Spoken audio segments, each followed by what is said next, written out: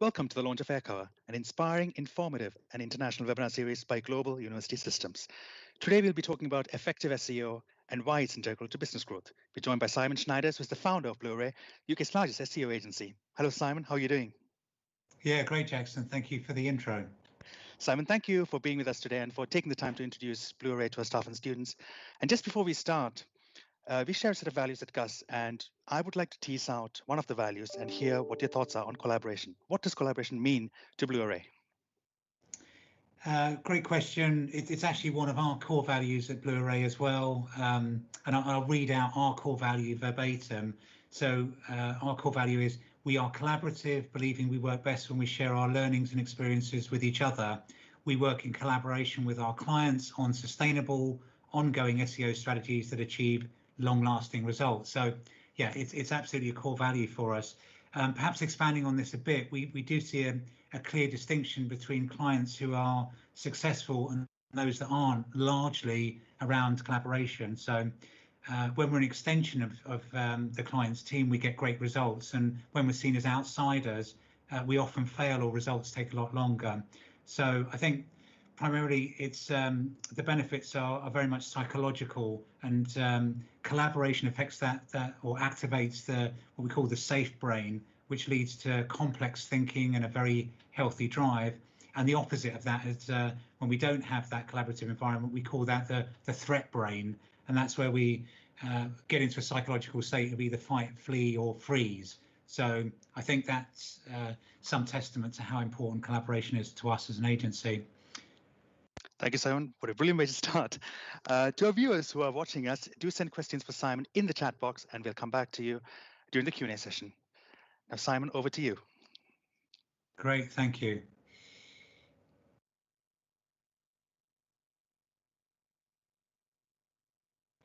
So within this presentation, I'm going to touch on a number of different case studies across a number of different industries, all relevant to GUS.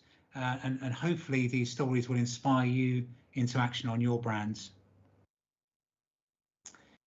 So I'm the founder of the business. I'm formerly of Zoopla, and then prior to that, a company called Mail Online for my sins. Zoopla was probably the most recent big success story, where we went from 0 to 1 billion IPO within a very short period, 7 years. Primarily through SEO. So we were driving around 16 million organic visits when I left that business. And Mail Online, we managed to get to overtake the New York Times as the world's #1 online newspaper website. And again, SEO was the key driver there. I've now got Stephanie Emmanuel, who's joined me as the CEO. So I'm increasingly sort of stepping away from the operational side of the business, and I've got somebody who's ex-Google, has run big agencies in the past, helping me to lead the business now. So we're a team of 40 plus passionate experts focused on just SEO, obsessively focused on that one thing and the needs of our clients.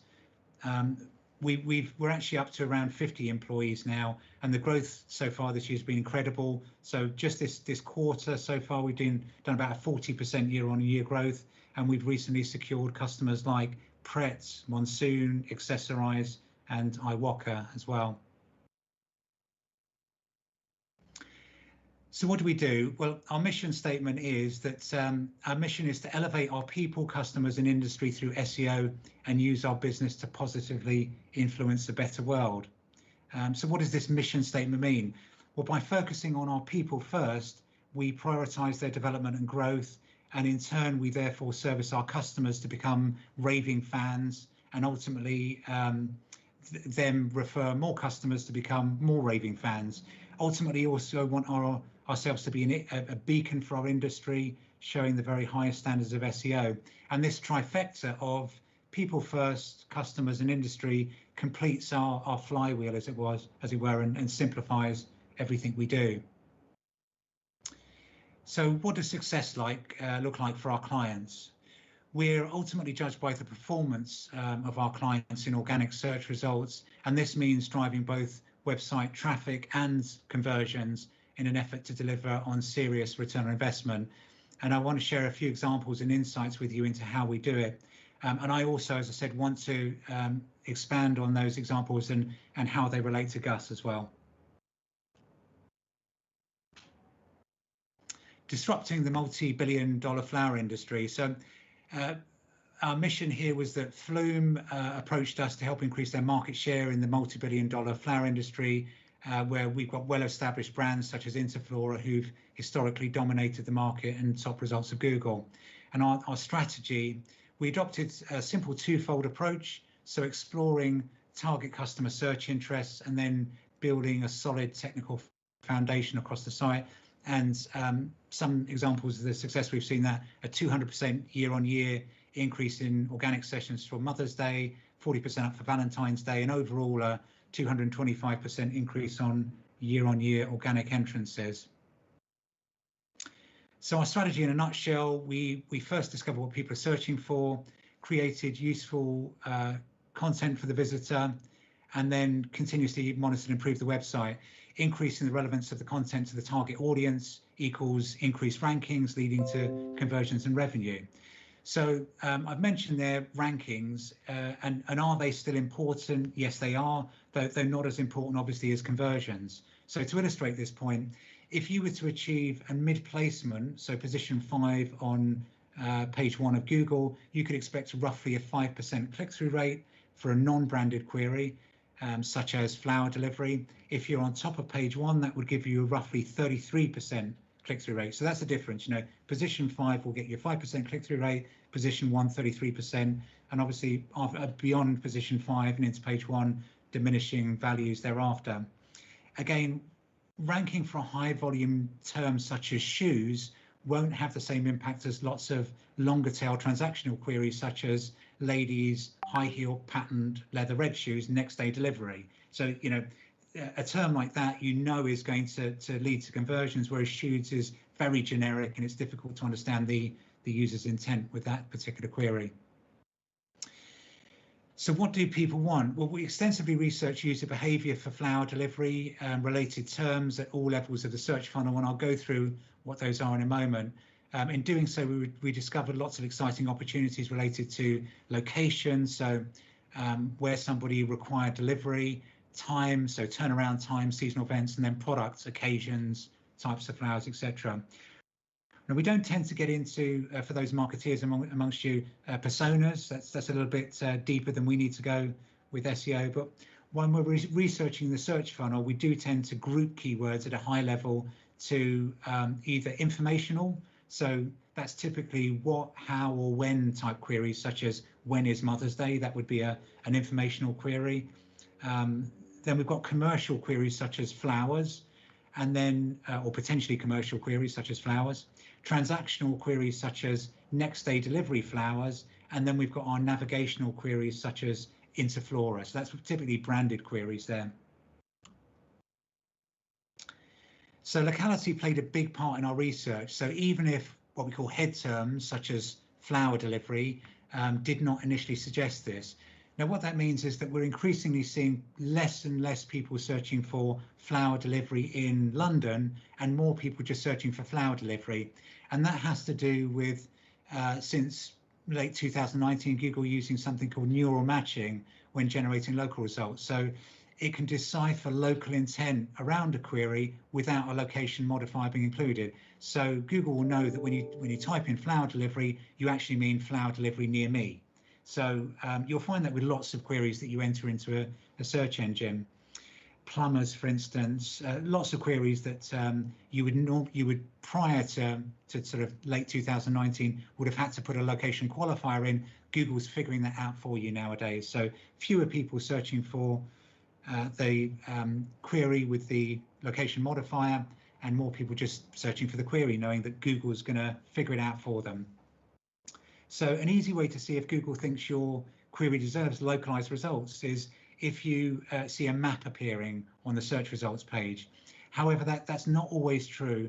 And so to localize your results, you can just add and near equals to the end of the URL in Google search and then enter in a city. So if you were querying something like business courses and you wanted to see whether localized results were in play, you could simply add to the end of the Google URL and near equals Manchester, and then see if the results change. And if they do, you know that Google's surfacing localized results for you. And in that way, you probably want to think about localized landing pages on the site.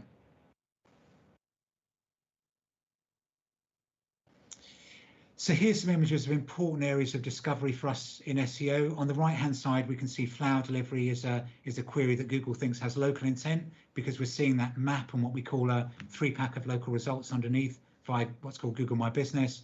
On the bottom left-hand side, we can see what's called a PAA, or People Also Ask. And when we see these, this opens the opportunity to directly ask some of those questions on landing pages and then answer them to appear as a result here. These are typically very easy opportunities for you to optimize for.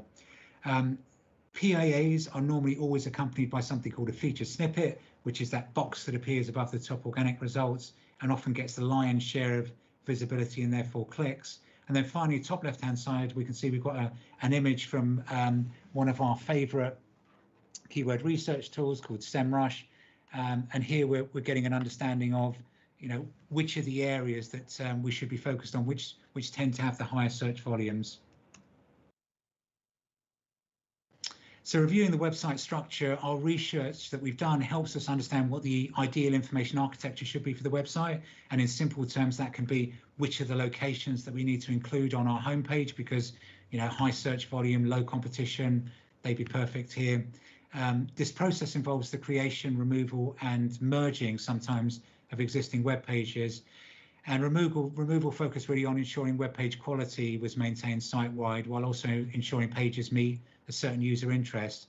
And this work led to the formation of what we call hyper-optimized local landing pages and an improved header navigation as well. So if you have a look at some of the location-based landing pages on Flume, for instance, you can see doing this at scale meant that we had to add some unique content to these pages. So we've done things like added references to flowers that are grown in that area. So if it's a page talking about flower delivery in Norfolk, for instance, we talk about what the local flora and fauna is like in Norfolk, as well as local area information as well, to ensure that all the listings were relevant to that particular location. So just duplicate pages are something you need to be careful around. You know, with us expanding out into covering every single location in the UK, we needed to make sure those pages were unique. There's no penalty involved from Google in having lots of duplicate pages. It's called a duplicate content penalty, but there isn't a penalty for it as such. It's just that in a set of duplicates or near duplicates, only one of those pages will appear in Google search. But it is possible, if you're not careful with this, to get into what's called a thin content or no added value penalty. So just something to be aware of when you're expanding into localized landing pages, that it is possible to get penalized for it, and something to be wary of. We also sponsored, supported key seasonal events as well. So Valentine's Day and Mother's Day, 2 key seasonal events on the flower delivery calendar. Again, let's think about what are the seasonal events that you need to add to your calendars as well, and build marketing collateral around. So to ensure Flume were well prepared for these 2 events, we created that seasonal calendar well in advance, and did identified optimizations for gaps and opportunities there. And we did shopping by type and occasion. So we recommended new pages were created for specific flowers. So people specifically searching for peonies or roses, and also for occasions such as congratulations and weddings and that sort of thing. So having a seasonal calendar, again, for Gus, is really important. And I think having landing pages internally linked to those pages around 3 months beforehand will ensure you're well prepared. Also, another thing to ensure that the pages can be updated easily in the future. So if you're going to do a page that you're going to, is seasonally, every year that page is going to be something you want to rank for, don't use the year in the URL for that page. Something obvious, but you want it to be an evergreen page in that sense, so you don't need to redirect it every year. But the on-page metadata and copy can change each year. So we supported their international aspirations as well. So we helped them expand into New York, LA, Chicago, San Jose, and and Houston as well.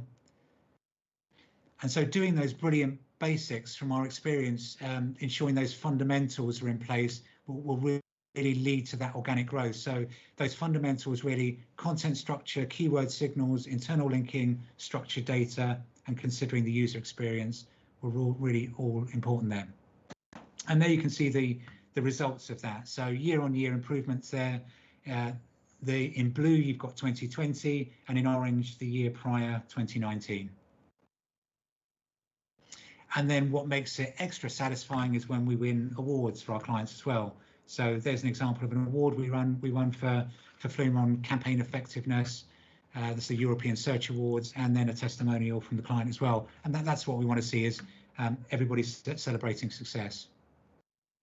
So on to another case study. We've got the post office here, and I'm going to labour the importance of internal links, but not in the way that you might imagine. It's also worth mentioning that when we won the post office account, they were really frustrated with utilising other agencies who over the years still hadn't really delivered any results for them. So our mission here was to formulate a clear organic search strategy to help them realise their goals of increasing non-branded traffic, specifically on their travel and life insurance verticals. And we set out a plan to improve the strength of their head terms by focusing on optimising relevant content and supporting the site's internal linking structure. So with travel insurance, we saw a 30% year-on-year traffic increase, life insurance 400% year-on-year traffic increase. And again, a good measure of what that would have cost had they not invested in SEO is what would it cost us to acquire this traffic via paid search or PPC, and that number would have been £170,000 per month. And we certainly weren't charging that in terms of a retainer. So one of our key wins, we moved life insurance from page 5 to the top of page 1, so in the top 5 positions, and then we moved travel insurance from page 2 to position 1. So the question is, how many digital PR campaigns did we run to achieve this? How many links did we have to build to really move the needle on this business? And the truth is none. We didn't do any link building at all. We completely focused on technical SEO, internal linking, and content only. So we didn't have to spend vast amounts on DigiPR. So the technical SEO enhancements, so we gave some technical updates to improve the way Google accesses and indexes the site. And then in terms of site structure and content, a much fuller information architecture, improving that internal linking. And we targeted on-page optimization, focused on really specifically ranking for those keywords, and then added fresh content to address gaps in the keywords where competitors had clearly were winning traffic on. So our tech team identified a number of site structure issues hindering crawlers from accessing important content. We focused on saving crawl budget. So Google's crawling and other search engines are crawling the site for a finite amount of time and for a finite amount of data, and we get the crawlers focused on those valuable pages. Our team provided detailed recommendations following things like log file analysis, so we can get a deep dive into what Google is seeing, and then a refreshed design to help ensure a smoother user experience and increased engagement. So site structure and content. In terms of content, we focused on metadata, featured snippets, page structure, and internal linking. We did lots of keyword research highlighting where targeted content could not only match the searcher's intent, but also support the main insurance hubs as well. Now, structure or internal linking is often overlooked, and this can be majorly impactful. So to understand pages of importance on your website, when Google are crawling your website, they don't look at things like your URL structure, for instance. Instead, they're looking at things like, how are your pages internally linked? So that's how frequently and from where on the website those pages are linked. So links from the homepage, for instance, will carry more weight or page rank than most, usually because in itself it's the most linked to page from external sources.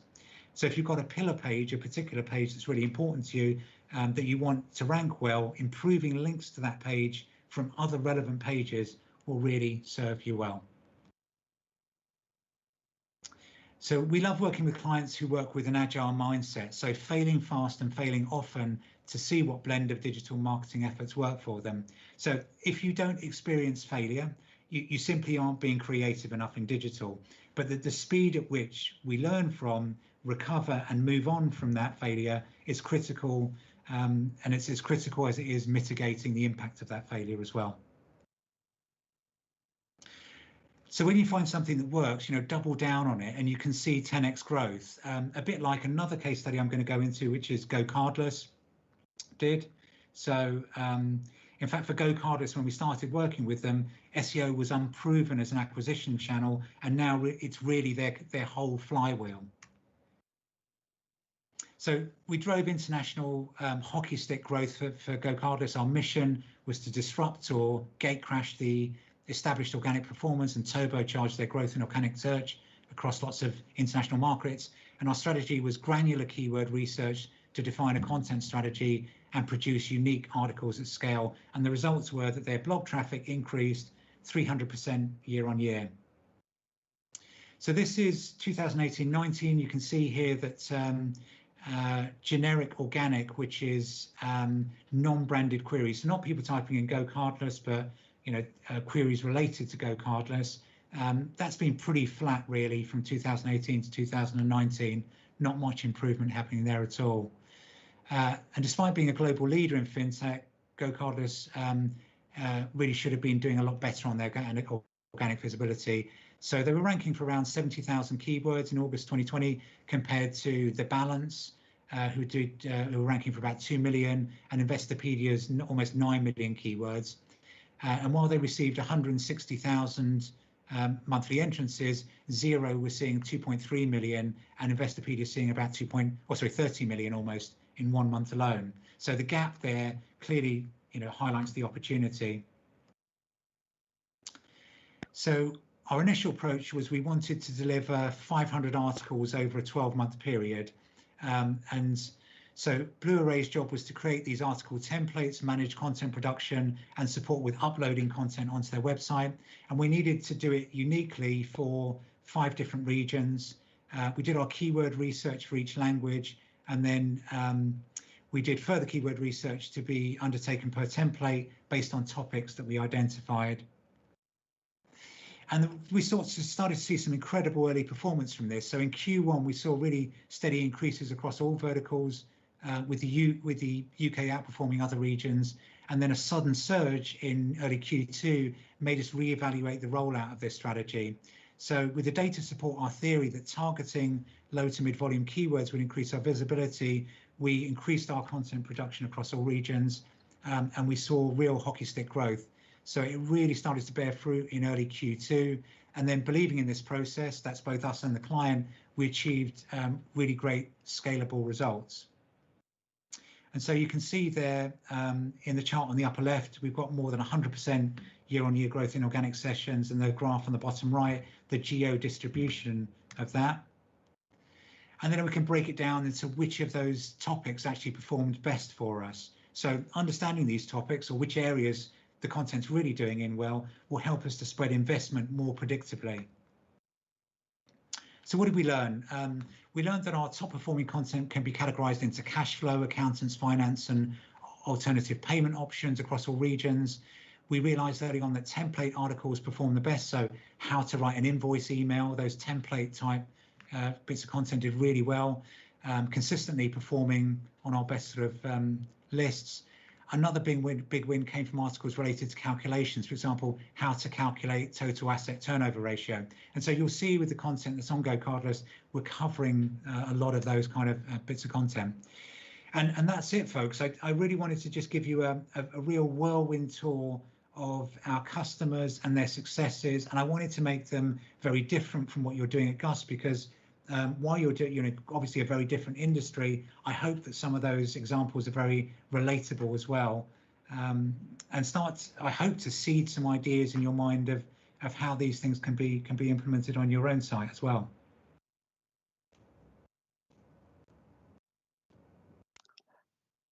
Thank you, Simon. A very insightful presentation into the world of SEO and BlueArray. Let's take a look at some of the questions we have received. So we have a stream of questions that have come through, and we're just waiting for the selected ones to be brought up. One of the first questions, one of the students has asked is, what is SEO? The basic question, but he has realized what it is and has come back with the answer himself. By the way, I do want to answer that. It's incredibly simple. So search engine optimization, it can be quite a complex area, but it boils down to links, content, technical. So it's those three things. If you understand those three basic pillars, then you understand SEO. Another question is, what time did BlueArray take to reach from ranking 1 to page 2? So it's a very generalized question there. I think it's with regards to the 2 points that you mentioned. I think life insurance was one of them. So I think it's related to that slide. Sure. So something like that would take roughly about 3 months for from implementation on the client's website to seeing the full results would be roughly a 3-month timeline on there. So by that I mean we need time for Google to crawl the entire website and see those new internal links and then figure out, these pages are really important. So travel insurance and life insurance are really important pages on the website because they're discovering all of these internal links pointing to them, and then start to flow what we call page rank into those pages, or link juice, they're sometimes called out as well, or authority, but it's essentially page rank. So about, up to 3 months, I'd say, before you can say it has or hasn't been impactful. Our next question is, should Gus be using landing pages for different country landing pages? Yes, is the answer. Yes, is the answer. Yes, they definitely should, but you don't need to go through the trouble or expense of internationalizing every single piece of content on your site. I think what's really helpful is if you tease out the opportunity, starting with something like your homepage. So you've got lots of students who are from Russia, for instance. It would be worth you having what we call trans-created version of your homepage that you can present to search engines to see what the opportunity is there. I mean, does it materially impact conversions if we give people in Russia a Russian version of our website or the homepage before you then decide to invest in all pages on your website? Our next question is, could you show us how your search engine works on Google? It's a bit of a vague question, maybe. I can tell you the basics of how a search engine works. So a search engine crawls and indexes the web. So whether it's Google, Bing, Yandex, DuckDuckGo, whatever your preferred search engine is, they all have the same methodology, which is that they're essentially following hyperlinks around the web. So when a website links to another website, or a website links to internal pages around the website, Google is crawling, let's talk about Google specifically here, crawling and ingesting those pages. And then there are layers above that talk to things like ranking, for instance. So once a page is indexed, there are various mechanisms and layers to when and how that page gets served up to the user. Another question that we have is, what skills do you need to succeed as a SEO manager? You really don't. I mean, we hire lots of people who have no knowledge of the industry at all, and train them in the BlueArray way by going through what we call the BlueArray Academy, which is available to anybody that wants to take that course. So we've open sourced the BlueArray way and made that available through some online learning that we do. I think we really just need a passion and desire to want to help a business succeed, and that's what we're trying to do with our customers all the time. Is we see them as our businesses. We want to see them succeed, and we want to see them grow. We love the fact that businesses are successful when they work with us, and that means they're hiring more people, etc. So I think that energy and enthusiasm for what SEO can deliver to companies is what really fires me up, and it's probably what you'd need to fire you up to label SEO as something that's a discipline to invest in. What are the recommended analytics tools?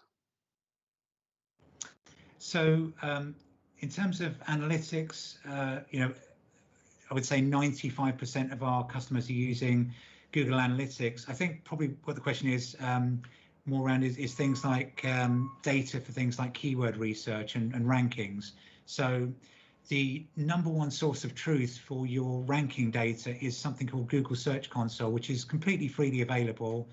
You'll have to go through a process where you verify your website to get access to that, but that's the absolute source of truth. There are third-party ranking tools that you can utilize, which will show what position you're in on Google, but Google like to mess around with those tools as well. They think of them as what they call black hat scrapers, but Google will give you that source of truth, because for different users, depending upon personalized web search and where they're located in the world, they're going to be seeing your site differently in different positions as well. So Google is that source of truth, or Google Search Console, which will give you that where you're ranking on as an average position across all users. You can also use it to leverage some incredible data, such as keywords where you've got really high impressions, but you're not getting many clicks, probably as a result of low average ranking. So a keyword, for instance, you're getting 100,000 clicks for, and you're ranking, 100,000 impressions for, but you're ranking in position 8. Well, what could you do to maneuver that keyword into, or that page into, positions 1 to 5, because that will have a material difference on your click-through rate, and therefore you will receive more traffic from it. So that's a great tool. And one other tool I really like as well is SEMrush, which is really great for competitor analysis, where you can look at, in terms of gaps, what keywords are my competitors ranking for that we don't have any visibility for. It's a great tool for that.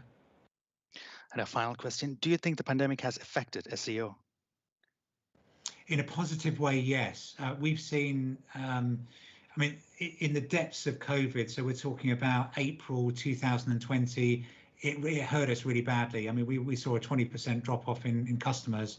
They literally some of them stopped working with us. They just said, look, really sorry, we know we're going to breach our contract, but we're sorry, we've got to preserve cash flow. And lots of companies were doing that. So we got hit really hard because of that. But thankfully, with government support, we managed to keep everybody in the business and pay them 100% of salary. But what we certainly saw in Q4 of 2020 was that companies were starting to see the light at the end of the tunnel, glimmers of actually, we're starting to see recovery here. And SEO is one of those things that you can invest in that will provide a return on investment in time. So give yourself 6 months runway. I'm going to invest in SEO now. I know it's going to pay dividends in 6 months from now. So that's what we started to see in Q4, Q1 2021 as well, is that companies, we're still seeing that now. There are job adverts galore for SEO people. It's it's a really in demand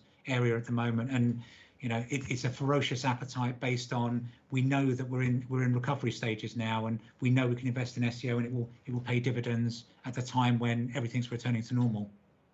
Thank you, Simon.